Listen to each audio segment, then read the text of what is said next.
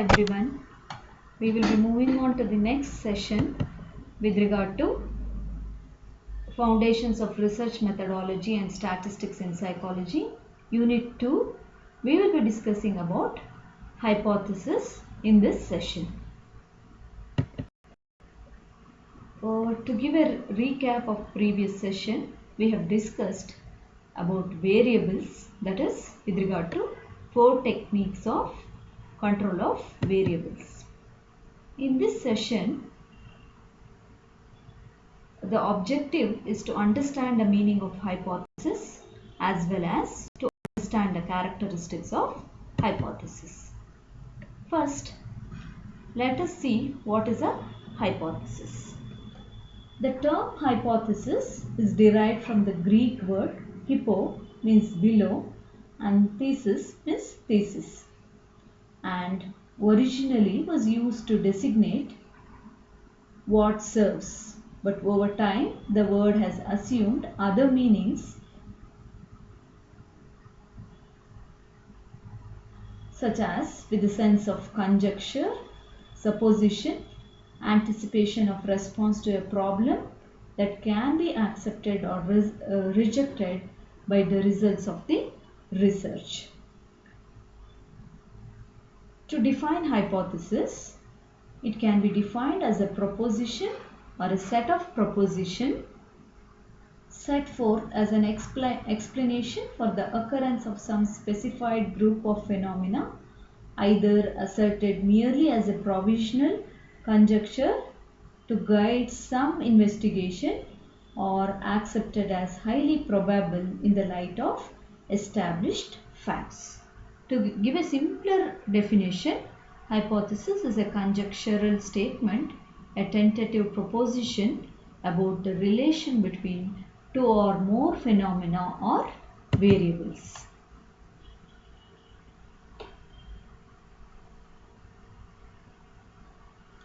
Quite often, a research hypothesis is a predictive statement capable of being tested by scientific methods that relates an independent variable to some dependent variable. Now, moving on to the next aspect of this session, that is with regard to characteristics of hypothesis. Hypothesis must possess the following characteristics.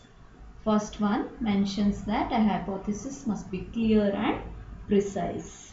If the hypothesis is not clear and precise, the inferences drawn on its basis cannot be taken as reliable. The second characteristic being, it should have the capability of being tested. In a swamp of untestable hypotheses, many a time a research programs have bogged down. Some prior study may be done by researcher in order to make hypothesis a testable one. A hypothesis is testable if other deductions can be made from it, which in turn can be confirmed or disproved by observation. Hypothesis, the third characteristics, the hypothesis must state relationship between variables, especially if it happens to be a relational hypothesis.